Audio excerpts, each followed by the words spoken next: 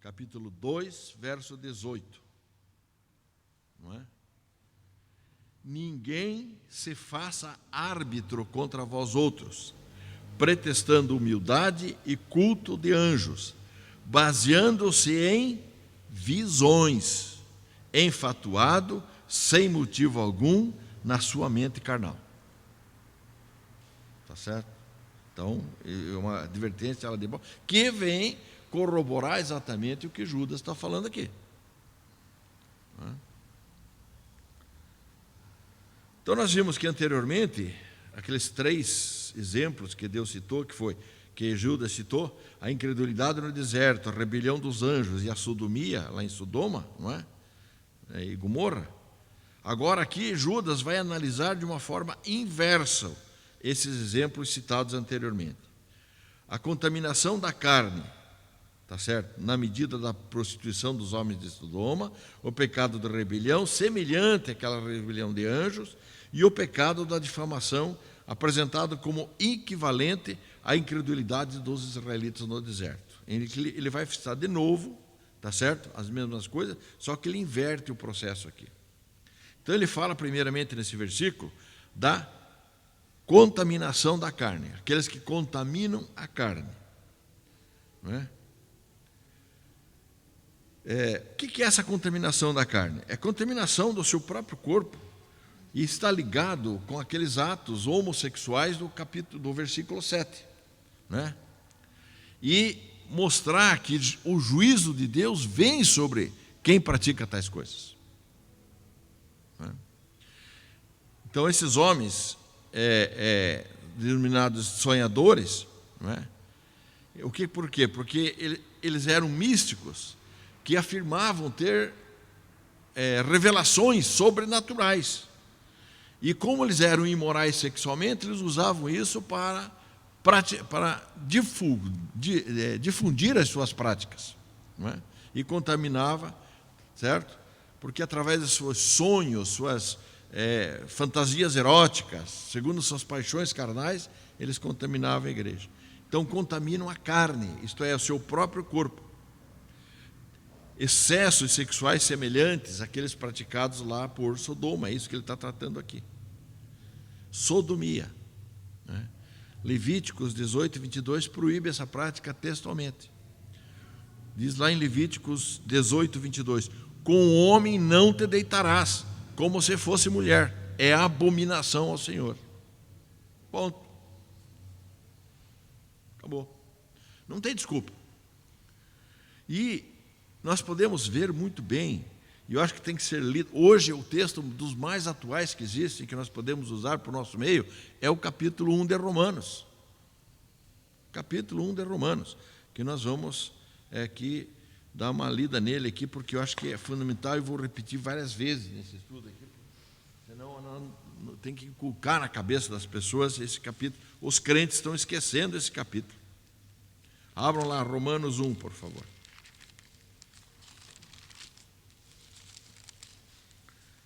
E vamos ler do versículo 18 em diante, com bastante atenção. Romanos 1, 18 em diante. A ira de Deus se revela do céu contra toda impiedade e perversão dos homens que detêm a verdade pela injustiça. Porquanto o que de Deus se pode conhecer é manifesto entre eles, porque Deus lhes manifestou. Porque os atributos invisíveis de Deus, assim o seu eterno poder, como também a sua própria divindade, claramente se reconhecem desde o princípio do mundo, sendo percebidos por meio das coisas que foram criadas. Tais homens são, por isso, indesculpáveis. Não é porque não conhece a palavra de Deus que vai ter desculpa. Porque toda criatura reconhece a existência de Deus, basta ver a criação de Deus. É isso que ele está dizendo. Deus se revela na própria criação.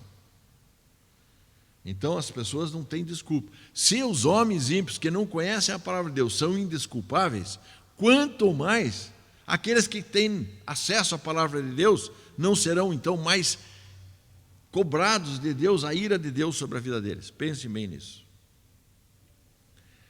Porquanto, vejam bem, tendo conhecimento de Deus, não o glorificaram como Deus, nem lhe deram graças, antes se tornaram nulos em seus próprios raciocínios, obscurecendo-lhes o coração insensato. Inculcando-se por sábios, tornaram-se loucos, e mudaram a glória do Deus incorruptível em semelhança da imagem de homem corruptível, bem como de aves, quadrúpedes e répteis. É aquela adoração idólatra. Então eu transformo Deus numa caixinha, tá certo?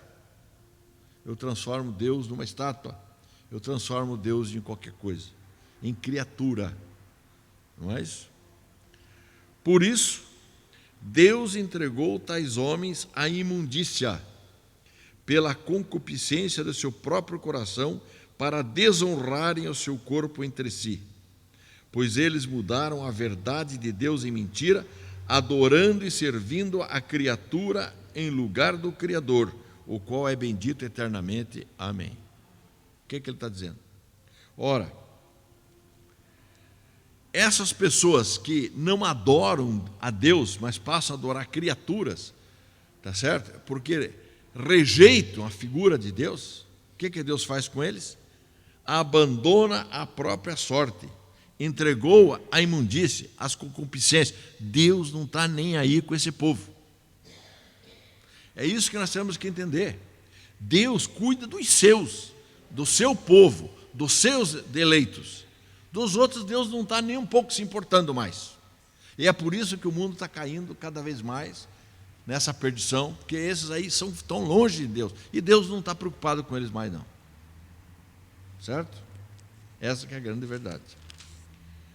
Por causa disso, verso 26, os entregou Deus a paixões infames, porque até as mulheres mudaram o modo natural de suas relações íntimas por outro, contrário à natureza. O que ele está falando aqui?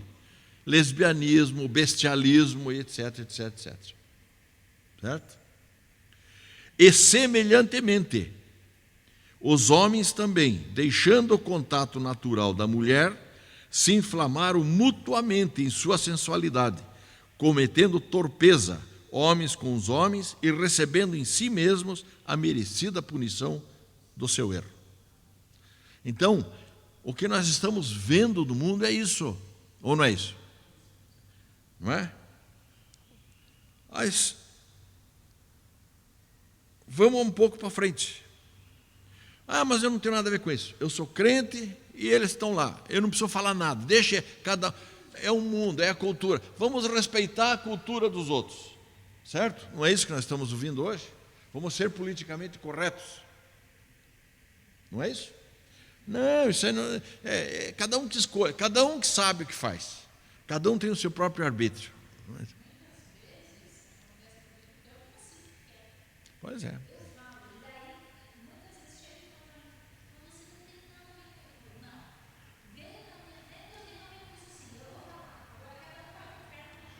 Exatamente. Mas falar você tem que falar porque é do Evangelho. Por quê? Veja bem o que está acontecendo aqui. Vamos para frente. E por haverem desprezado o conhecimento de Deus, o próprio Deus os entregou a uma disposição mental reprovável para praticarem coisas inconvenientes, cheios de toda injustiça, malícia, avareza, maldade, possuídos de inveja, homicídio, contenda, dolo, malignidade, sendo difamadores, caluniadores, aborrecidos de Deus, insolentes, soberbos, presunçosos, inventores de males, desobedientes aos pais, insensatos, pérfidos, sem afeição natural e sem misericórdia. Mas tem disso? Tem disso? Só ligue o jornal e veja. Escute o jornal 2 minutos, não precisa mais do que isso. É o que nós estamos vendo aí. Ora, conhecendo eles a sentença de Deus, de que são passíveis de morte os que tais coisas praticam, não somente as praticam, as fazem, mas também, vejam bem, aprovam os que assim procedem. Ok? Podemos aprovar? Não. A palavra de Deus é clara para nós. Podemos aprovar? Não. Então, sempre que possível, no nosso meio, principalmente, deixar bem claro isso. Bem claro isso. Principalmente para os nossos jovens que têm que conviver com essa situação. O mundo está assim. Não é? Não precisa sair brigando, batendo nos outros aí fora. Não é isso que nós queremos, porque daí nós estamos errados. Mas eles têm que ser entendido uma coisa. O Evangelho de Jesus Cristo, ele não é inclusivo. Não é inclusivo. Agora saiu uma Bíblia, a Bíblia é inclusiva. Falei, pode jogar fora, pode pôr na fogueira. Não quero nem ver o que está lá dentro. Só o título da Bíblia já, para mim, não serve. Pode queimar. Certo? Que Bíblia inclusiva? Que inclusão é essa? O que é isso inclusivo? O Evangelho é inclusivo? Não, o Evangelho é excludente. Essa que é a realidade. Ele é inclusivo apenas para o pecador arrependido. E aí é inclusivo. E única coisa, fora disso não tem possibilidade. É duro o discurso? É, duro. Dura coisa é ouvir isso, não é? Foi isso que Jesus falou para os seus discípulos. Quando ele falou, foi todo mundo embora, não foi? Quem que ficou lá? Ficaram os 12. O que ele falou? Vocês também não querem ir embora? Vão também, podem ir. Falou a verdade. É difícil ouvir a verdade. A verdade de Deus, ela é difícil. Mas temos que entender que Deus transforma corações. Então nós temos que fazer. Qual é o papel nosso? Primeiro, não aceitar isso no nosso meio. É isso que Judas está falando. Tire do teu meio isso. Não é? Segunda questão. Proclame o Evangelho. Pregue o Evangelho. Não interessa. Aí você não precisa rejeitar a pessoa. A pessoa pode ser o que for lá, homossexual e tal. Pregue o Evangelho para ela. Dissemine a palavra. Não é isso? E fale, e repita, e repita. Uma hora, se for pela graça de Deus, ele pode ser, se chegou o tempo e ele for eleito, vai se arrepender, não é verdade? E vai se recuperar, não interessa quem seja. Mas não podemos aprovar o que ele faz. É isso que nós não podemos fazer. Não é isso? Está entendido? Deu para entender? Deu, né? Muito bem. Aí ele fala da rejeição da autoridade. Isso primeiro ele fala dessa sexualidade, do homossexualismo, da sodomia. Ele fala aqui. E isso estava entrando naquela igreja. Como está entrando hoje. Nós sabemos disso. Não é?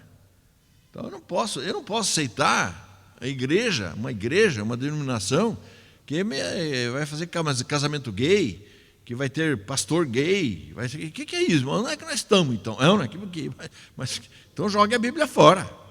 Me desculpe. Tá certo? Podemos, mas a igreja presbiteriana é muito conservadora. Tá bom, que graças a Deus. Não é? Ainda tem uma que nós podemos ficar, uma denominação, porque a coisa está ficando feia aí fora. O Evangelho não pode ser torcido pela cultura, pelo contrário, é isso. O que Judas está escrevendo aqui é exatamente isso. A igreja estava sendo amoldada pela cultura local, contaminada pela cultura. E ele está combatendo isso. Isso combateu há 2000 anos e assim veio. Sempre foi assim. E a igreja vai se distorcendo, vai entrando. A igreja cristã, ela foi sendo deturpada de tal maneira que tudo isso que ele combate aqui era praticado amplamente dentro da igreja cristã. Não podemos esquecer que nós passamos nossa origem pela Igreja Católica Romana. Porque nós somos frutos de lá também. Certo? Assistam e vejam a história. Vejam lá a época do Borgia, do Papa Borgia, como é que era aquela questão da igreja. Onde os bispos, os arcebispos, todos eles tinham amantes, eram prostituições, era uma coisa horrível que acontecia na igreja. E dali um passo, cada vez se perdendo, graças a Deus, pela providência divina, Deus levantou Lutero. Não é? Ele levantou outros homens, antes de Lutero. Nós comemoramos Lutero por ser um líder da Reforma, e agora estamos comemorando o mês da Reforma, né? Agora em 31 de outubro, a data da Reforma protestante no mundo. Mas nós não podemos esquecer outros, por exemplo, que se levantaram antes de Lutero. John Hus, por exemplo. John Hus foi um moravita, tá certo? Que hoje é lá na República Tcheca. A igreja o cita, que tem até hoje a igreja o cita. Ele foi excomungado, foi torturado, foi queimado, sei lá o que fizeram com ele lá, tá certo? Porque ele se levantou contra esse tipo de coisa na igreja, e não podia. Não é? O Wycliffe e tantos outros que fizeram, são anteriores até a Lutero. Lutero teve a grande oportunidade de se levantar e fazer, e ter um príncipe de uma província alemã que deu cobertura a ele e protegeu ele. Tá certo?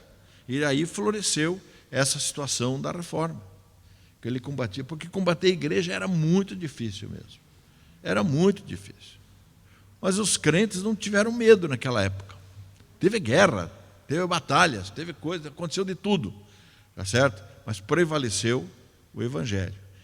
Né? Logo em seguida veio o Calvino, mais radical ainda, né? E foi para frente, também perseguido, teve que sair de Genebra, depois chamaram ele de volta, porque entenderam, e grandes coisas aconteceram no mundo, a partir daí. E é isso que nos permite ter uma linha cristã um pouco melhor. Não é perfeita, nós não somos perfeitos, não queremos ser, né? E nem chegaremos à perfeição. Mas ter uma linha bíblica mais adequada, não é? Que estuda a palavra, que procura seguir o que diz a palavra de Deus. Mas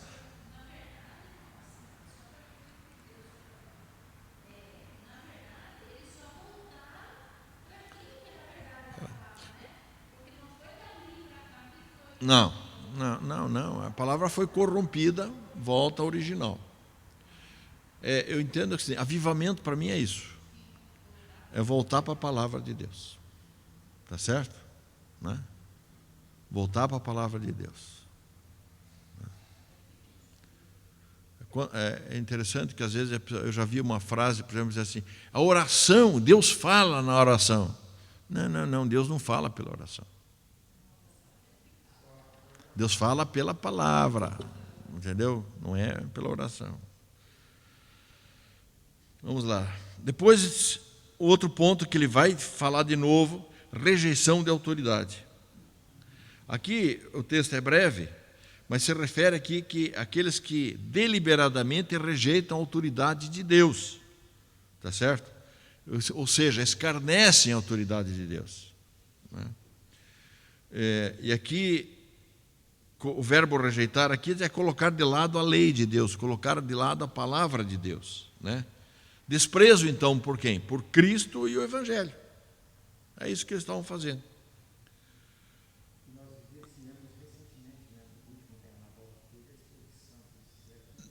Não, eu acho que não é nem isso. Ali não, ali foi o escarnecer de Cristo.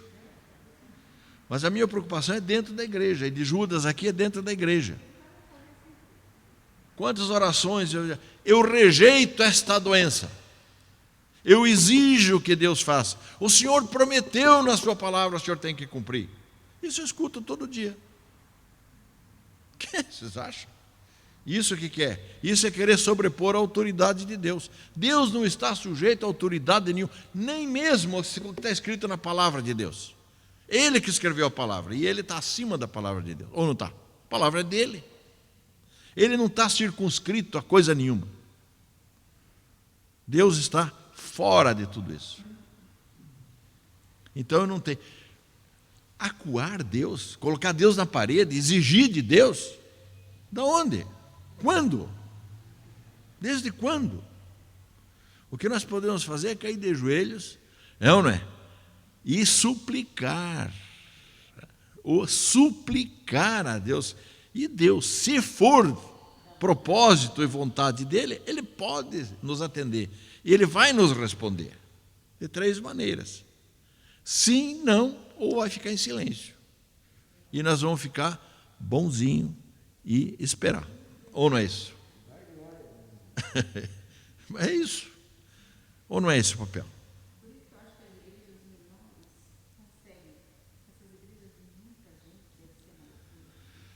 Igreja, eu pessoalmente não gosto de igreja grande, muito grande, porque eu acho que as igrejas grandes perdem esse fator de comunhão, esse fator de pastoreio, certo?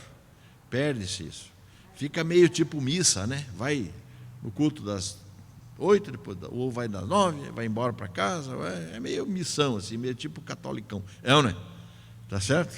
Eu acho que isso perde um pouco. É ou não é? Não que sejam... porque a gente vê igrejas grandes, tem um grupo da igreja que de fato são crentes, que estão ali, frequentam, mas tem uma grande parte que fica só nesse... Né, certo? Aí fica mais cômodo. Né? A pessoa que não quer muito compromisso com Deus, ele vai para uma igreja grandona. Tá certo? Tem bastante atividade, muito evento, é ou não é? E eu fico mais ou menos. Porque se eu faltar também ninguém liga, ninguém acha a minha ausência, não é isso? Não é verdade? Fica meio no anonimato, não é isso? Eu acho que isso não é bom, né? Não é bom. Não se envolve. Aqui eu lembro de quem estava aqui na época que foi para construir esse templo. Eu sei que a Esther estava, com certeza. Acho que o João Rocha e a Elormi estavam aqui naquela época. Eu lembro assim, acho que o Ciro, que era crianção, mas estava lá, né, senhor? Aqui foi feita uma assembleia, vocês lembram disso? E foi definido que modelo de templo nós teríamos e para quantas pessoas seria.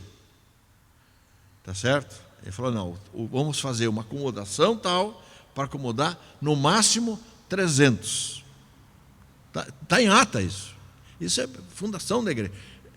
300. E a partir daí, vamos dividir. Vamos pôr para cá, para lá, fazer novas igrejas, plantar fora. Não é isso? Isso é um princípio desta comunidade. E nós estamos seguindo.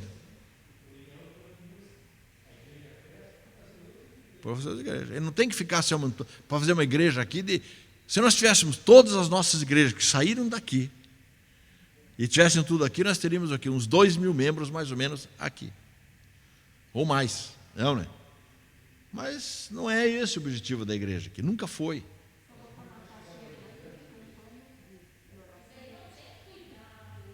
Entende? Então, ela deixa de ser uma igreja acolhedora, não é verdade? Os irmãos não se conhecem direito, não é verdade? Então, isso é importante para nós. Né? Então, né? Ainda nós estamos longe de chegar nos 300 novamente, mas vamos em frente. Tá? Estamos quase lá. Bom lá. Então, a rejeição da autoridade é isso. É aquela autoridade. Eu não aceito a autoridade de Deus sobre minha vida. Eu não me submeto. Eu exijo de Deus. Mas como é que quem vai exigir de Deus? Meu Deus do céu, que loucura. Eu rejeito esta doença em nome de Jesus. A doença é a mesma coisa, o cego ter rejeitado a questão de ser cego. O que Jesus falou? Esse homem é cego porque ele pecou ou porque os pais pecaram? Ele falou, nenhum nem outro. Ele é cego para a glória de Deus. Não é Jesus?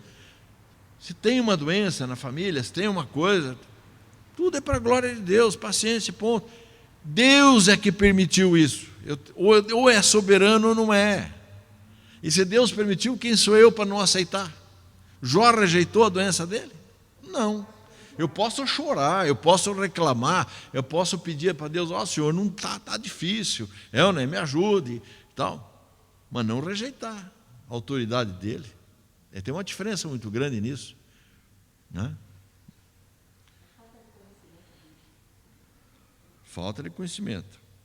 É não reconhecer a soberania de Deus. Veja lá, 2 Pedro, na sua segunda carta, ele vai falar também alguma coisa sobre isso. No capítulo 2, dos versos 9 a 11.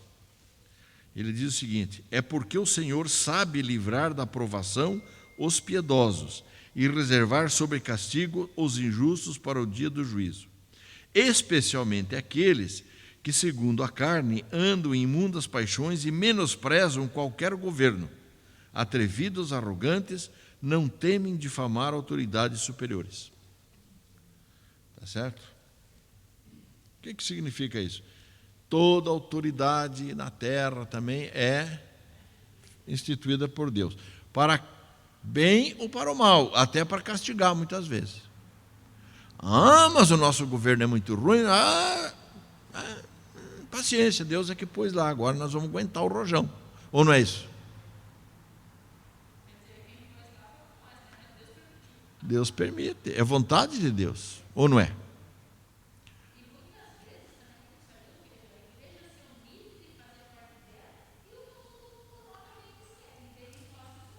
A igreja está deixando de lado o poder profético, tá certo? De apontar o dedo e corrigir a pessoa quando está errada.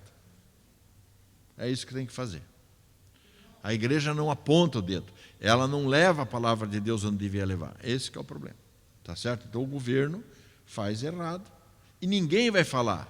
Aí quem é o poder profético tem que é? É da igreja. O profeta, quando foi falar com Davi, ele foi lá elogiar Davi ou apontou o dedo e disse, você está no pecado e tal. É ou não é? Não é isso? Poder profético da igreja. E ele percebeu o erro. Opa, tem que me corrigir aqui. É ou não é isso? Certo? Isso aconteceu, não aconteceu? Você está errado. Pois é. Tem que ir lá falar. Alguém tem que falar.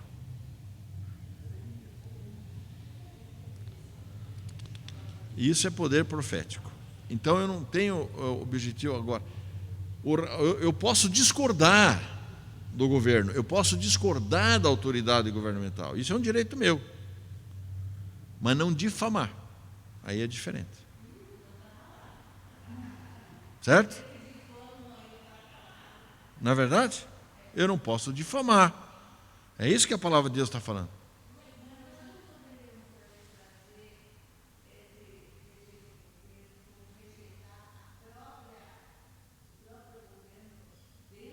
Da igreja? Sem dúvida nenhuma. Sem dúvida nenhuma.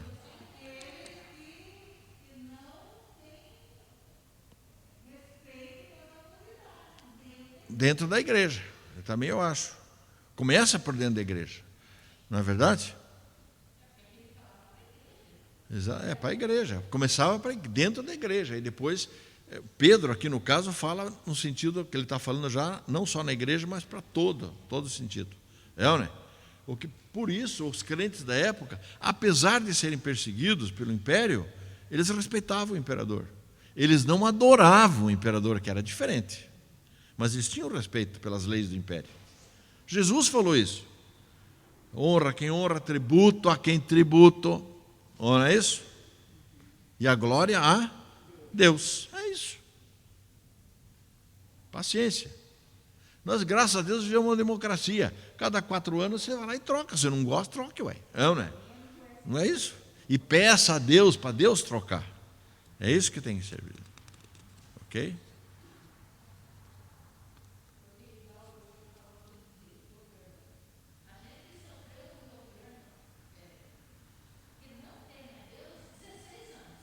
Podemos sofrer.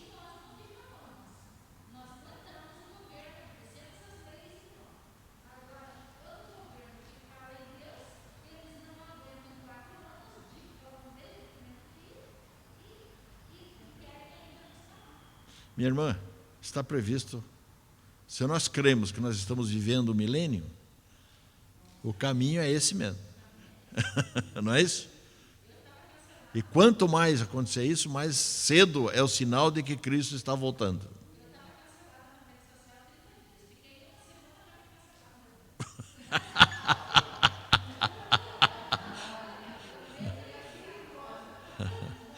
Isso vai acontecer mesmo. Né?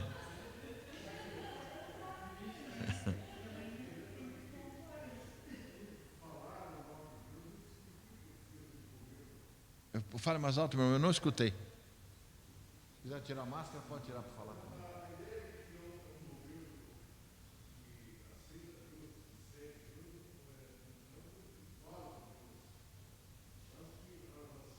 São os atos.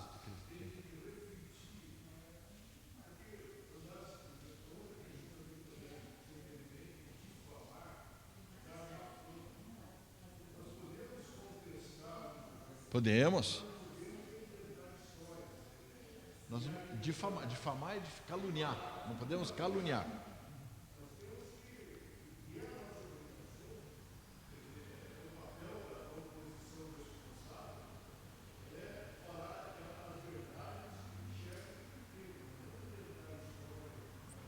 É exatamente, é isso. Esse é o sentido exato. Nós vamos respeitar e nos submeter às leis do governo.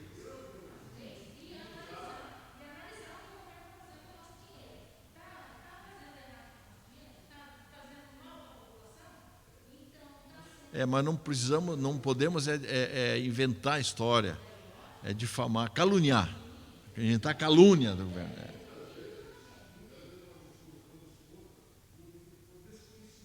Exatamente.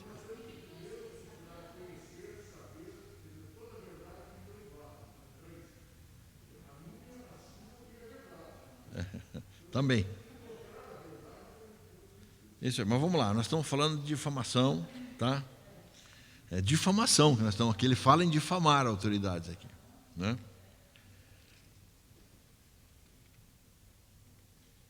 Então, veja bem. Então, agora, na difamação, é o terceiro pecado que ele diz aqui. Então, o que quer dizer? É maldizer o próximo, é maldizer a autoridade. O que é maldizer? Maldizer é o contrário de bem dizer. Certo? Qual é a palavra para bem dizer que nós usamos? A bênção. Deus te abençoe. Essa palavra, a tradução mais correta está no espanhol. Deus te bendiga. Isso fale bem de você. Gosta? Isso é abençoar. Agora, eu não posso chegar para o meu irmão aqui e dizer: Deus te abençoe, viu, Walter? E ali na esquina, o Walter não sei o quê e tal. Mas como? Acabei de falar uma coisa, estou falando outra ali. Não é verdade? Então, eu não vou falar isso. Então, a palavra abençoe virou uma coisa assim, da boca para fora. Não estamos dando a importância daquilo que nós falamos. Quando a gente pede Deus te abençoe, é para abençoar mesmo. Parei, eu não vou mais falar mal de você. É isso que estou dizendo. Não é verdade? Deus te abençoe, viu, pastor? Está na esquina. Esse pastor, esse não sei o quê. Como? A que jeito? Entendeu? Então eu estou maldizendo. Ou não é? Eu não estou bem dizendo.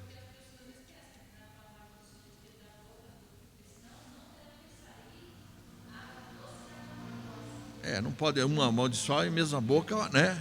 Abençoar, não dá certo. Vamos lá.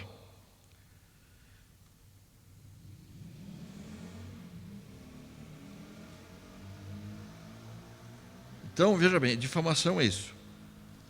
Porque aqui, quando ele está falando autoridades superiores, na verdade, se referindo à igreja, ele está falando muito aqui sobre aquela questão dos anjos. Ele está entrando nesse processo agora aqui, de Judas falando de anjos, não é? Esses anjos que cercam o trono de Deus e que são mensageiros de Deus, e que trouxeram até a palavra de Deus. A lei veio para os judeus, para os israelitas, no caso, por anjos, por intermédio de anjos e profetas. Veja lá em Gálatas, Paulo explica isso. Capítulo 3, 19 e 20. Pois, qual a razão de ser da lei? Ela foi adicionada por causa das transgressões, até que viesse o descendente a quem se fez a promessa, e foi promulgada por meio de anjos, pela mão de um mediador. Isso, Paulo está ensinando isso. Gálatas 3, 19 e 20. E lá em Hebreus também vai falar, Hebreus 2:2 diz isso. Se, pois, se tornou firme a palavra falada por meio de anjos, e toda a transgressão ou desobediência recebeu o justo castigo. É a palavra de Deus, ele está falando. Então, o que diz? Nesse desejo de liberdade, de fazer o que eu quero, de ter liberdade, livre-arbítrio, porque eu tenho livre-arbítrio. Calma, não é bem assim, é isso que ele está dizendo. não é? Se recusa qualquer um que use autoridade em nome desta lei. Então eu me recuso. É isso que ele está dizendo. E quando ele fala isso, dessa recusar, não é? Ele vai te dar um exemplo claro agora aqui, no versículo 9 de Judas, de como deve-se agir, como a forma de agir. Ele diz: contudo, o arcanjo Miguel, quando contendia com o diabo e disputava a respeito do corpo de Moisés, não se atreveu a proferir juízo infamatório, isto é, calúnia, contra ele, contra o próprio diabo. Ao contrário, o que ele falou? Disse: Deus te repreenda. Deus te repreenda. Que a repreensão, a autoridade é de Deus. Eu não tenho autoridade. Quantas vezes a gente vê aqui? A gente vê na televisão isso diariamente, né? Repreendendo o diabo, expulsando o demônio, não sei o quê. Não é bem assim. Não é bem assim. O Senhor te repreenda. Jesus Cristo, falar em nome de Jesus Cristo. Todos nós estamos sujeitos a enfrentar um dia mais, um dia menos, alguém endemoniado na nossa frente. Isso acontece. E nós temos que ter essa vivência clara. E se nós formos na nossa autoridade, é isso que ele está dizendo: se eu for na tua autoridade, o diabo vai rir de você. Tá certo? Você tem que ir na autoridade de Jesus. E não é qualquer Jesus, que o diabo vai dar risada também. Tá certo? Em nome de Jesus. Qual Jesus está falando? Eu conheço um ali que é assassino, está lá no presídio. O nome dele é Jesus também. É ou não é? O diabo, que Jesus está falando? Certo? Não é isso?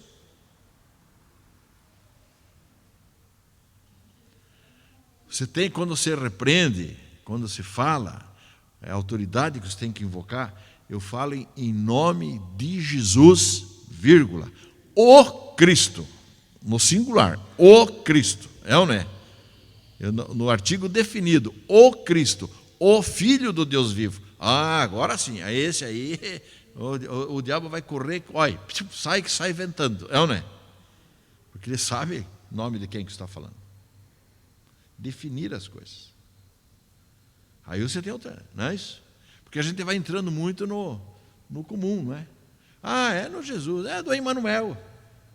Não diga.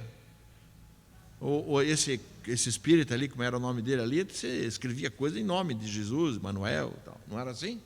Era o diabo falando. Ele está dando.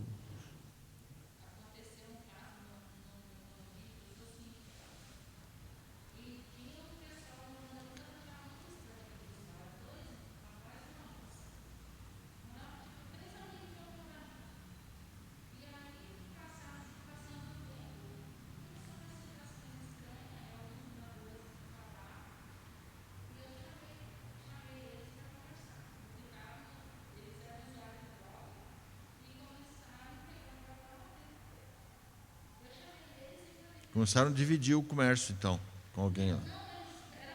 Começaram a dividir o comércio com a síndica. Brincadeira.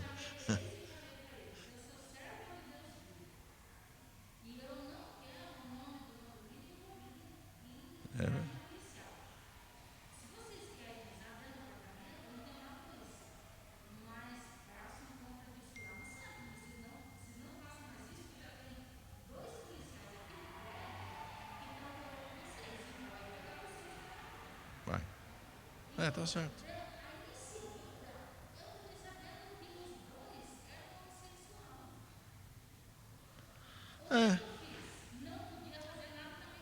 Dá uma Bíblia de presente para eles.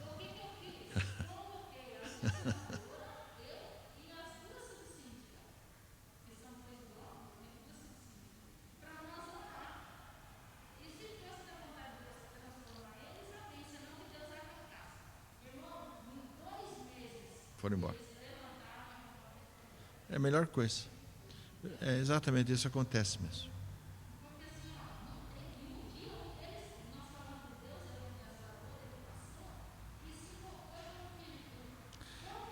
Isso acontece. Eu tenho uma experiência pessoal parecida. Eu trabalhava num setor da Secretaria de Saúde e na sala ao lado chegou essas meio macumbeira e cheia de coisa, esoterismo, era uma barbaridade. Ela se fechava naquela sala dela no escuro, não sei lá o que ela fazia lá dentro. Mas quase me começou a incomodar e não dava certo. Aí eu comecei a colocar em oração. Falei, senhor, o senhor tem que... Assim não vai dar certo. Ou eu ou ela, mas aqui não dá e tal. Foi orando. E ela começou, cada vez que ela chegava, ela começava a comentar com as amigas. Mas cada vez que eu venho aqui me dá uma dor de cabeça. Ela fala, uma dor de cabeça. Eu não aguento ficar nesse lugar. E ela mudou de lugar. Olha que bom, foi trabalhar em outra coisa. Então, Deus faz essas coisas, né? Pronto, acabou o problema.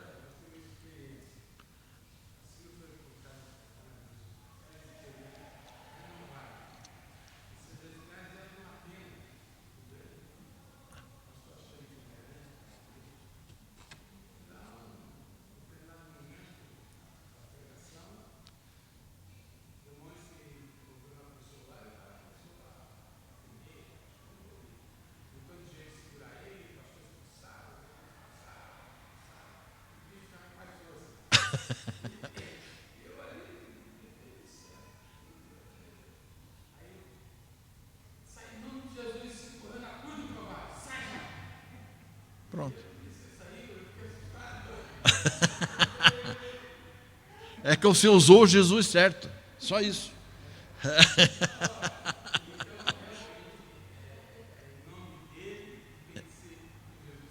Exato. Não pode ir com Jesus errado. Vai com Jesus errado, não tem jeito. Né? Mas então é isso. Aqui, quando ele começa a tratar esse capítulo 9, esse versículo 9 é bem interessante. Porque aqui Judas vai utilizar de novo um argumento e como exemplo, um texto de um outro livro apócrifo. Eu já falei lá que ele usou provavelmente Enoque, o livro de Enoque. Aqui ele usa um livro apócrifo chamado Testamento de Moisés, né? Que fala dessa questão justamente, dessa briga que estava tendo pelo corpo de Moisés aqui, né? E é por isso, por causa dessas alusões, desse livro e do livro de Enoque, que essa carta de Judas levou muito tempo para ser colocado como canônico, que a igreja ficava em dúvida nisso aqui, porque ele colocava esses exemplos, que não tem problema, ele é exemplo apenas que ele coloca aqui, né? Ele usa esses aqui para esclarecer, para ilustrar alguns argumentos deles, né? Ele não está reconhecendo esses textos como canônicos, o Judas, ele está usando como exemplos apenas, né? Que não tem nada de errado. Eu posso usar uma coisa secular para me exemplificar, até como meio, muitas vezes, de evangelização. Eu posso usar. Às vezes eu já vi críticas, por exemplo, de um sermão, de alguém aqui que fez um sermão usando uma poesia secular. Ah, que barbaridade! Não tem nada demais. Absolutamente nada demais. Tá certo? Paulo usou isso. Paulo, o maior dos evangelistas. Quando ele foi em Atenas falar, tá certo? Que ele começou a pregar lá no Areópago, tá certo? Ele usou o início daquele discurso dele, é o início de uma poesia de Cleantes, que era o poeta mais popular da época. Foi para chamar atenção, aí todo mundo prestou atenção. Aí ele desceu o verbo, o evangelho no resto. Tá certo? Usou estratégia. Então isso pode ocorrer. Aqui é a mesma coisa. É que no livro de Enoque é o livro que traz os nomes dos anjos. Tá certo? E aqui ele fala num arcanjo, o arcanjo Miguel, porque na Bíblia pouco se fala disso, né? Mas o livro de Enoque dá. Então, 7 arcanjos, ele fala: Uriel, Rafael, Raquel, Miguel, Saracael, Gabriel e Remiel. Isso no livro de Enoque, né? E ali é apócrifo, é livro espúrio, E daí, esse livro vai dizer que cada arcanjo tinha uma província que ele cuidava, uma região do mundo que ele era responsável, aquela coisa toda. Ele era o guardião daquela região, né? E essa província desse arcanjo Miguel, ele teria autoridade sobre a melhor porção da humanidade, tá certo? E sobre o caos, né? E era o protetor de Israel como nação.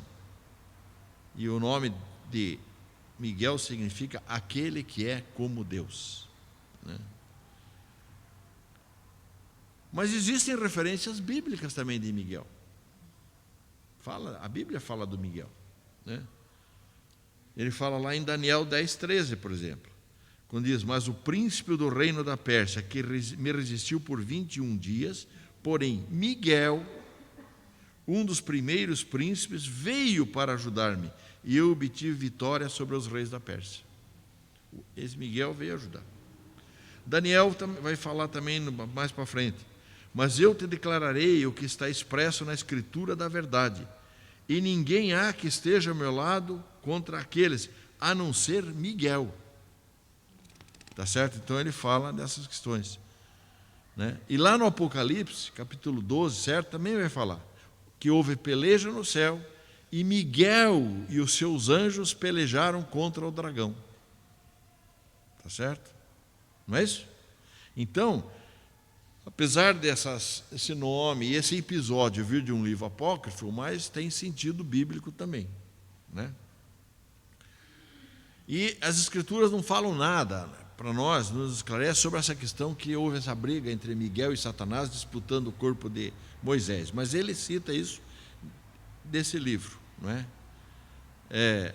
Porque a Bíblia vai dizer o quê? Que Deus sepultou o corpo de Moisés num vale, na terra de Moabe e tal, e ninguém sabe o lugar da sua sepultura. Tá certo? Lá em Deuteronômio que me conta essa história, não é?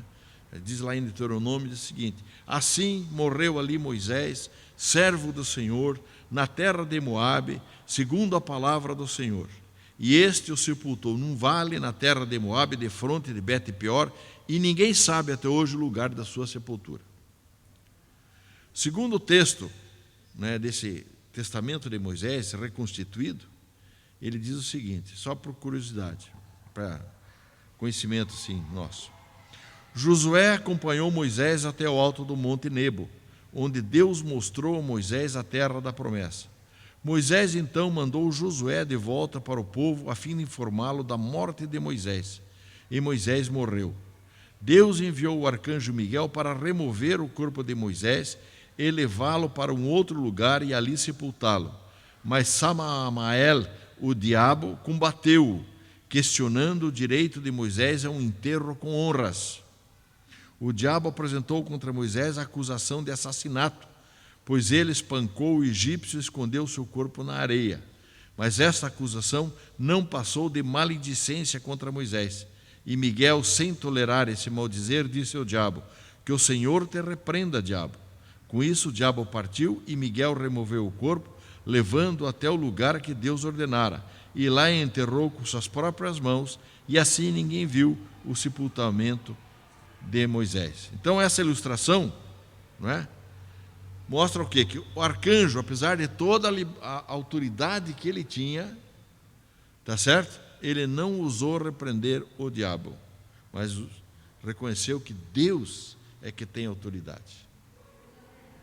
Certo?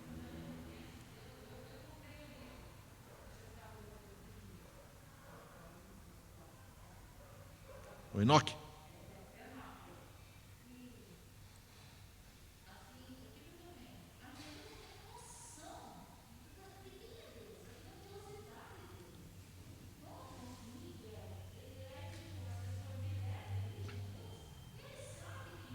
Conhece bem Deus.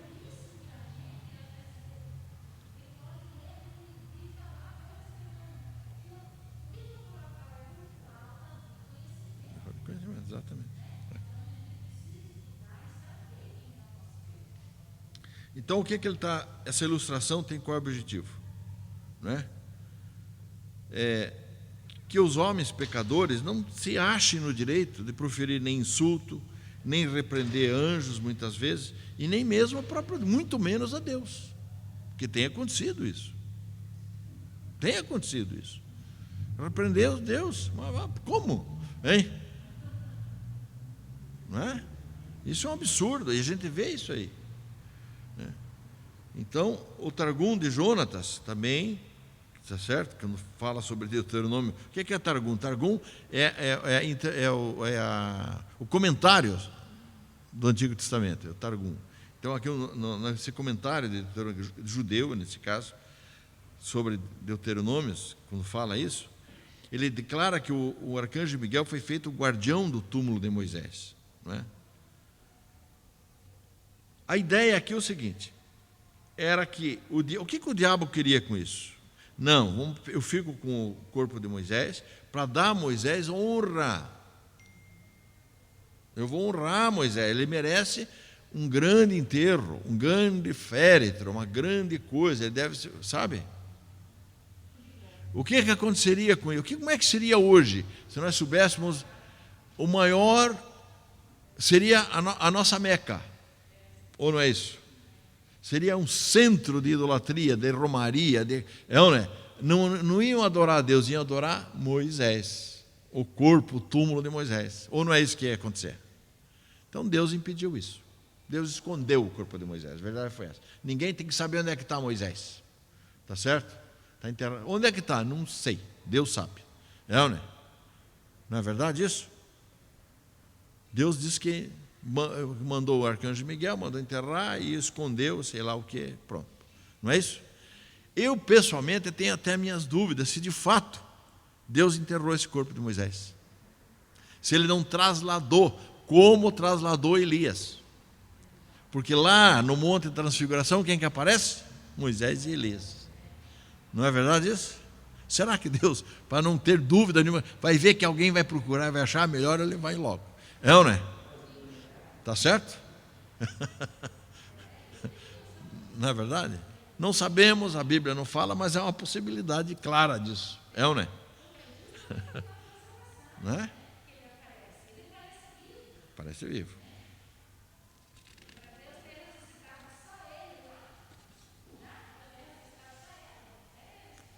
É estranho. Eu acho que é bem provável. É ou não é? Pode ser. Mas isso não é verdade bíblica, hein? Não é verdade bíblica que eu estou falando aqui. Não venha dizer, o professor falou tal coisa. Não. Eu estou dizendo que eu penso assim, que pode ser que, ou não é? Tá? Não. Estamos aqui trocando ideias apenas. Né? A escola dominical é para isso também, é para nós conversar um pouco, né? Ter mais liberdade dos nossos pensamentos. Tá? Agora, vamos deixar o 10 para outra aula, tá? Porque já estamos adiantados e a coisa vai... Entendeu? É uma cartinha pequena, curta, mas bem interessante essa carta de Judas. Então, a gente quase passa por ela e não... Né? Tá bom? Vamos orar agradecendo, tá? E pedindo que Deus nos abençoe nesse dia, nos dê ainda um dia de descanso, e possamos estar, não é, adorando o Senhor nesse dia.